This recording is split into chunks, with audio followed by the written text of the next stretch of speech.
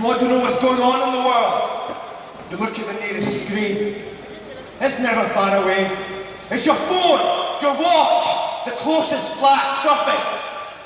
Know how we learn about the world at home? We hear about it on the radio, or we hear about it from the people who heard about it on the radio.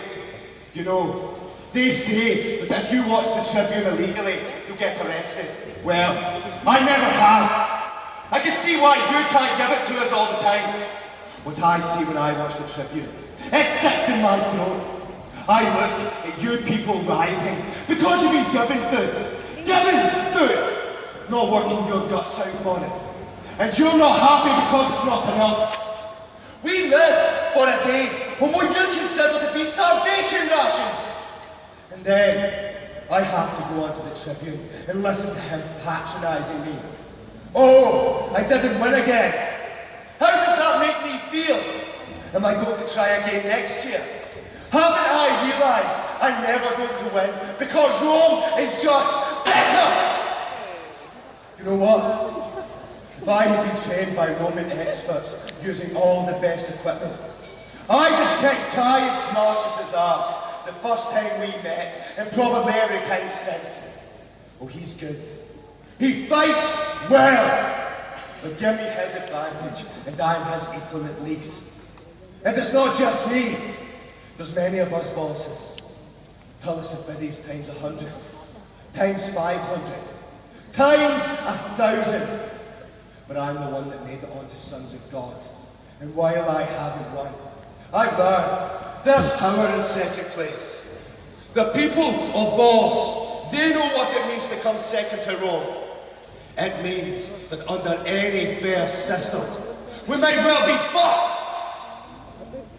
I think I see him. Every corner, every window. The others, dead, wounded, who cares? They were nothing. Easy. There's only one man here who concerns me now. Just one. Just him. Ophidius. This is his world. He knows this place, and even though I know I'm going to win, this place is his. We don't have long left. Time to make it mine. Piazza Principale. Coming up to 2200 hours. Final few minutes. Dark now. There's a municipal building halfway along. Good vantage point. Step over the bodies. Cross the square. It's him. A figure, just a shadow clinging to the wall. Door opens. Slight creak. I know it's him. I've caught his scent. I can see. I can feel it. I'm after him. Cross the square. At the door in seconds. Find shelter. Get out of sight. Hold my position. See what happens. Kick the door open. Announce my presence. It's him. I'm up. Ready. Knife in hand. It's time.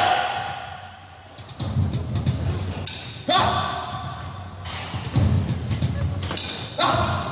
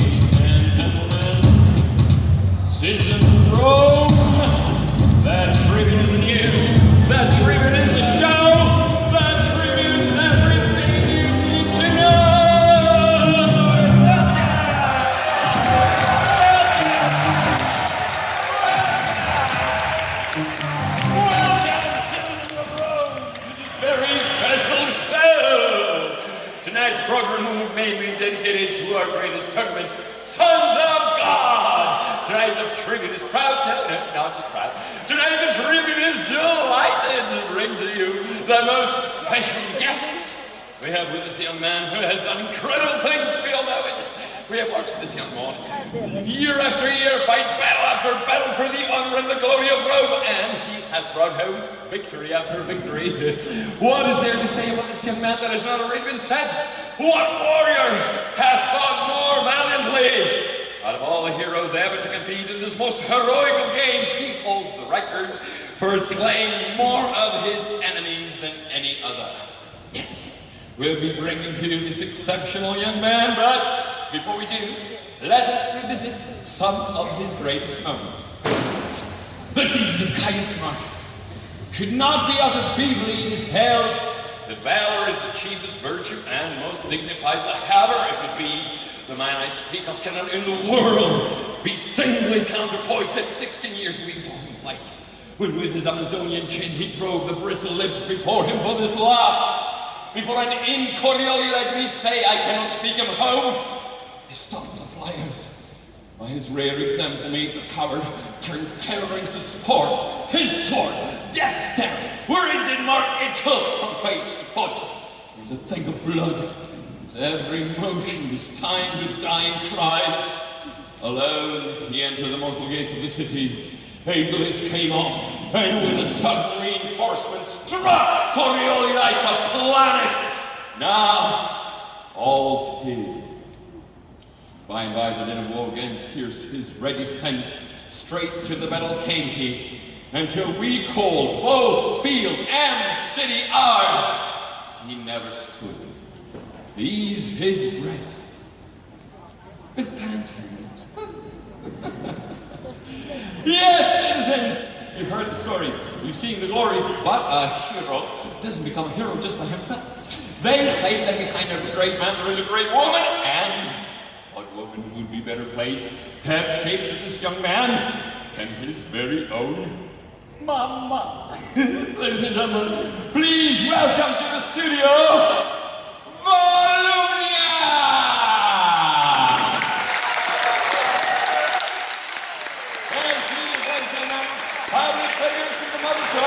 and you can see them very well. Style icon. So, Volumnia, thank you for being with us on the show. You must be so proud. Your son has won again. He set new records. How does it feel to be you right now? I am extremely proud. And Caius Marcius disappeared into that building. My heart just stopped.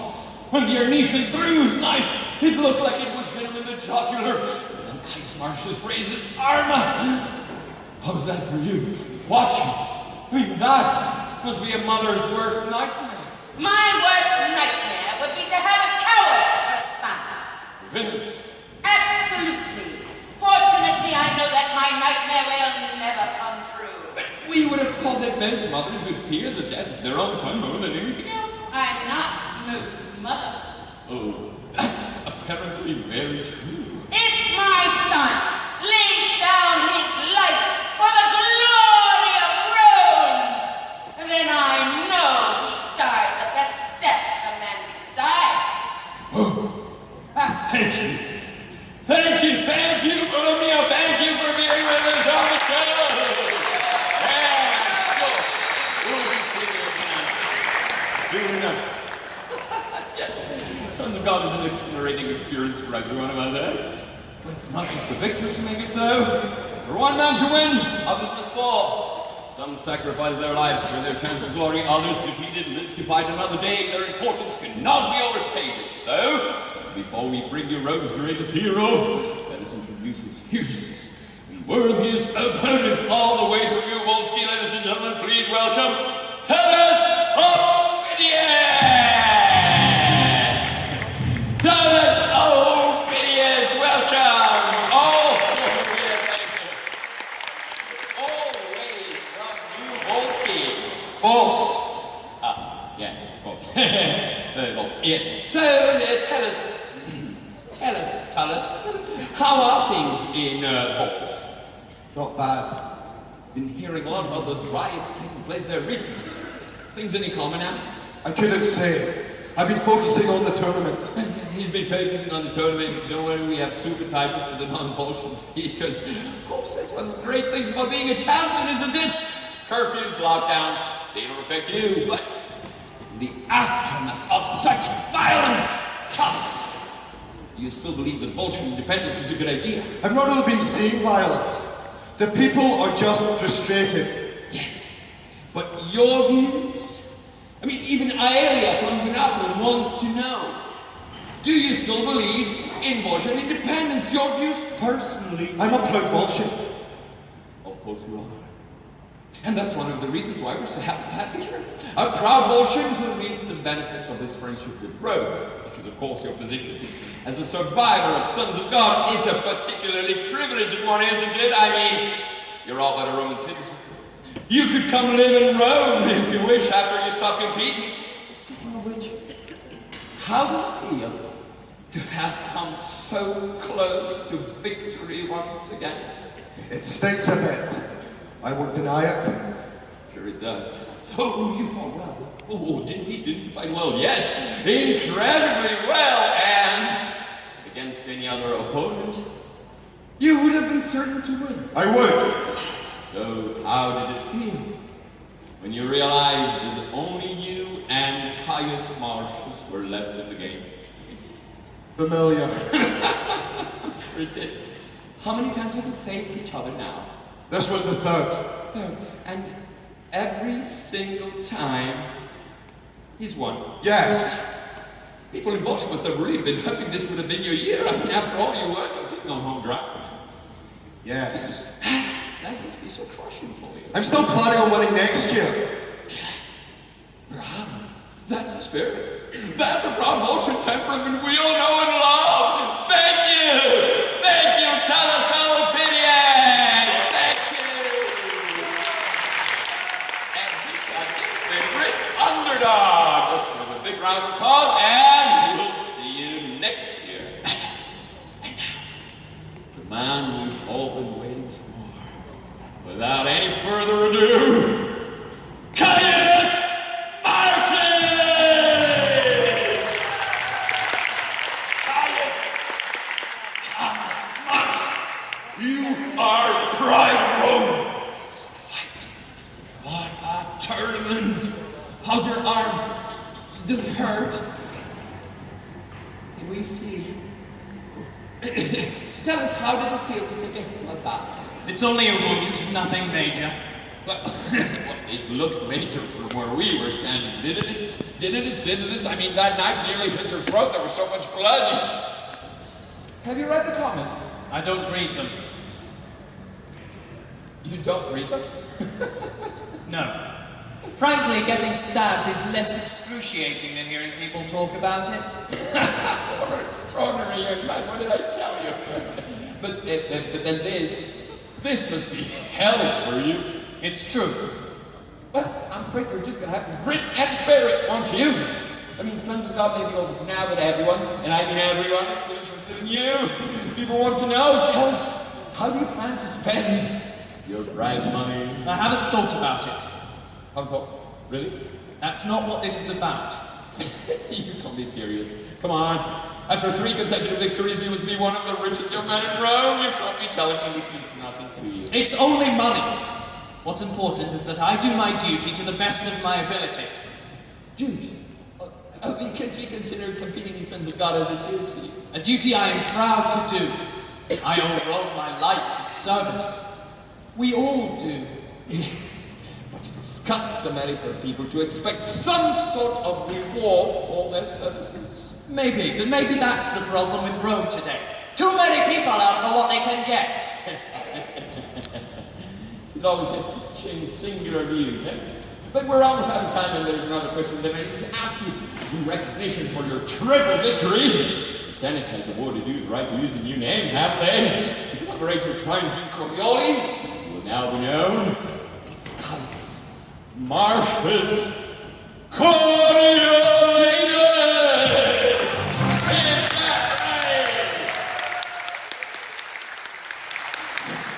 That's right, yes.